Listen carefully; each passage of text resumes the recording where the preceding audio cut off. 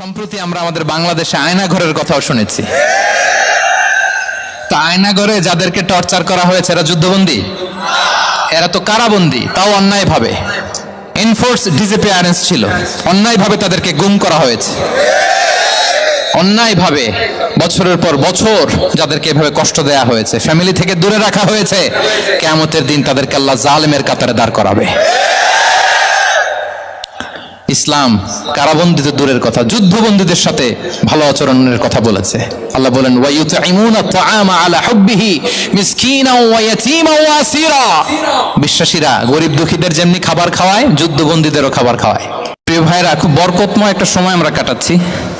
রবিউল আউয়াল মাস, এটা মিলাদুন নবীর মাস, সিরাতুন নবীর মাস, বিষ্ণু ইসলামের সিরাত আলোচনার মাস। পুরো মাস জুড়ে আমরা বিষ্ণু ইসলামের সিরা আল আতেরা, বরকতময় সিরাত নিয়ে, মিলাদ নিয়ে আমরা আলোচনা করে থাকি। তো আজকের এই সন্ধ্যায় আমি বিষ্ণু ইসলামের সিরাত থেকে ছোট্ট একটা টপিক নিয়ে অল্প কয়েক মিনিট কথা বলবো ইনশাআল্লাহ। এবং আমি আশা রাখবো এখন যেমনি আপনারা ঠিক চুপচাপ নীরব হয়ে বসে আছেন মাগরিবের আজান পর্যন্ত, শেষ পর্যন্ত আপনারা ঠিক এভাবেই বসে আমাদেরকে সাহায্য করবেন, কোঅপারেশন করবেন। প্রিয় ভাইরা, যে টপিকটি আমি চুজ করেছি আপনাদের জন্য আজকের এই কনভেনশনে বা কনফারেন্সে, সেটা হচ্ছে আমাদের প্রিয় নবী বিশ্বনবী মুহাম্মদ রাসূলুল্লাহ সাল্লাল্লাহু আলাইহি ওয়াসাল্লামের আচরণ কেমন ছিল। কেমন ছিল আমার প্রিয় নবীজির আচরণ? তিনি মানুষের সাথে কেমন আখলাকে, কেমন ব্যবহার তিনি করতেন, কেমন ডিলিংস করতেন, তার ইন্টারাকশনগুলো মানুষের সাথে কেমন ছিল, তার আচরণ কেমন ছিল, এই টপিকে আমরা কথা শুনবো। আমরা যদি কোরআনকে জিজ্ঞেস করি যে কোরআন, তুমি বলো তো বিষ্ণু ইসলামের আচরণ কেমন ছিল, আমার নবীর আখলাক কেমন ছিল, ব্যবহার কেমন ছিল, কোরআন খুব প্রিসাইজলি আমাদেরকে জানায় এবং বলে যে ওয়া ইন্নাকা লাআলা খুলুকিন আযীম, and verily you are on a very good standard of character। এর অর্থ হচ্ছে, নবী হে, নিশ্চয়ই আপনি নৈতিক চরিত্রের সর্বোচ্চ মানের উপর প্রতিষ্ঠিত। সুবহানাল্লাহ। চারিত্রিক মাধুর্যতা, চারিত্রিক নির্মলতা, উন্নত চরিত্র, সর্বোত্তম চরিত্র বলতে আমরা যা বুঝাই তার সবটা দিয়ে আল্লাহ তাআলা বিষ্ণু ইসলামের চরিত্রকে নির্মাণ করেছেন। বিষ্ণু ইসলামের মাথার চুল থেকে পায়ের নখ পর্যন্ত একটা কলমের কালির ডট ফেলার ক্ষমতা বিশ্বের কারণে, ঠিক কিনা বলেন? এজন্য আল্লাহ বলছেন ওয়া ইন্নাকা লাআলা খুলুকিন আযীম, নৈতিক চরিত্রের সর্বোচ্চ স্ট্যাটাস, সর্বোচ্চ মানে আপনি নবী হে প্রতিষ্ঠিত। এবং তিনি বলতেন ওয়া ইন্নামা বুইসতু লিউতাম্মিমা মাকারিমাল আখলাক, আমি উত্তম আচরণের পূর্ণতা দান করার জন্য এই পৃথিবীতে এসেছি। উত্তম চরিত্রের পূর্ণতা দিতে, চারিত্রিক পূর্ণতা দিতে, বিশ্ববাসীকে উত্তম চরিত্র শিখাবার জন্য এই পৃথিবীতে এসেছি। বিষ্ণু ইসলামের চরিত্রের চাইতে সুন্দর চরিত্র এই পৃথিবীতে কারো কি হতে পারে? আমরা তো আমাদের নেতাদের চরিত্রের ব্যাপারে বলি, আমার নেতার চরিত্র ফুলের মতো।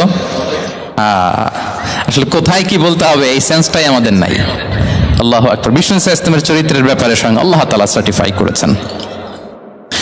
এবং আম্মা জান আয়েশা রাদিয়াল্লাহু তাআলা আনহাকে যখন জিজ্ঞেস করা হতো যে হে আম্মা, আপনি বলেন তো আমাদের নবীজির চরিত্র কেমন ছিল, কাইফা কানা খুলুকু রাসূলিল্লাহ, কেমন ছিল নবীর চরিত্র, সাহাবারা বড্ড আগ্রহ নিয়ে জিজ্ঞেস করতেন। আম্মা জান আয়েশা বলেছেন কানা খুলুকুহু আল কোরআন, বিষ্ণু ইসলামের চরিত্র ছিল কোরআনী চরিত্র।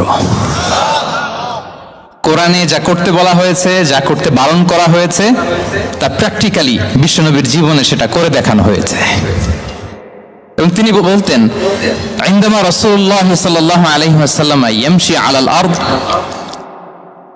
কাআন্নাল কুরআন ইয়ামশি আলাইহি, বিষ্ণু ইসলাম যখন রাস্তা দিয়ে হেঁটে যেতেন, as if a living Quran is walking on the street, মনে হতো একটা জীবন্ত কোরআন রাস্তা দিয়ে হেঁটে যাচ্ছে। এত সুন্দর ছিল বিষ্ণু ইসলামের চরিত্র।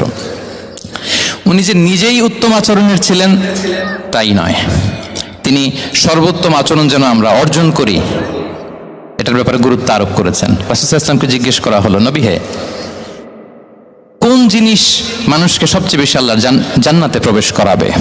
সুইলা রাসূলুল্লাহ সাল্লাল্লাহু আলাইহি ওয়াসাল্লাম আন আকসারি মা ইউদখিলুন নাস আল জান্নাহ, জিজ্ঞেস করা হলো নবী কোন জিনিস মানুষকে বেশি জান্নাতে ঢুকাবে? বিষ্ণু বললেন তাকওয়াল্লাহ ওয়া হুসনুল খুলুক, এক হচ্ছে আল্লাহর ভয়, আরেক হচ্ছে সুন্দর আচরণ। সুবহানাল্লাহ। তাহলে এই হাদিস থেকে বুঝলাম যারা বেশি নামাজ পড়বে তারা বেশি জান্নাতে ঢুকবে নাকি? নামাজ পড়তে পড়তে যারা কপাল কালো করে ফেলছে এরা ঢুকবে না? যারা হজ করতে করতে বড় হাজী সাহেব হয়েছে, জিকির করতে করতে হাতে 3-4টা তাসবিহ রেখেছে, তাদের কথা বলা হয়েছে? এগুলো নিঃসন্দেহে অনেক বড় আমল, কিন্তু সবচাইতে বেশি জান্নাতে প্রবেশ করাবে যে আমল, বিষ্ণু বললেন, এক হচ্ছে আল্লাহর ভয়, আরেক হচ্ছে সর্বোত্তম আচরণ। প্রিয় ভাইরা, ইসলামের মেজাজটাকে চিনে নেন, ইসলামের এসেন্সটাকে বুঝে নেন। আমরা ভালো আচরণকে গুরুত্ব দিতে চাই না। অনেক নামাজি লোক দেখবেন নামাজ পড়তে পড়তে কপালে কালো দাগ ফেলে দিচ্ছে, বাসায় বউয়ের সাথে খারাপ আচরণ করে, খিটখিটে মেজাজের, প্রতিবেশীর সাথে শুধু ঝগড়া, কলিগদের সাথে ঝগড়া, মারামারি, দুঃসম্পর্ক, এরকম আছে না? নাই বলেন, আছে না? কিন্তু নামাজি, অনেক বড় হাজি, একদিনও কোরআন তেলাওয়াত মিস হয় না, তো এত আবাদত করেও সে ইসলামের আসল এসেন্সটাকে ধরতে পারে নাই। বিষ্ণু বললেন সবচেয়ে বেশি জান্নাতে প্রবেশ করাবে যে দুটি আমল, একটি হচ্ছে তাকওয়াল্লাহ, আল্লাহর ভয়, আরেকটি হচ্ছে উত্তম আচরণ, সর্বোত্তম আচরণ। তো আমরা যেন উত্তম আচরণের অধিকারী হই, আমার স্ত্রীর সাথে যেন ভালো আচরণ করি, প্রতিবেশীর সাথে যেন ভালো আচরণ করি, ছেলে মেয়েদের সাথে যেন আমাদের অ্যাটিটিউডটা ভালো থাকে, আচরণটা ভালো থাকে, কলিগের সাথে যেন ভালো থাকে। বিশ্বনবীর আচরণ যেমন ছিল তেমন আচরণ যেন আমরা গড়ে তুলতে পারি। আওয়াজ করে পড়ুন আমিন।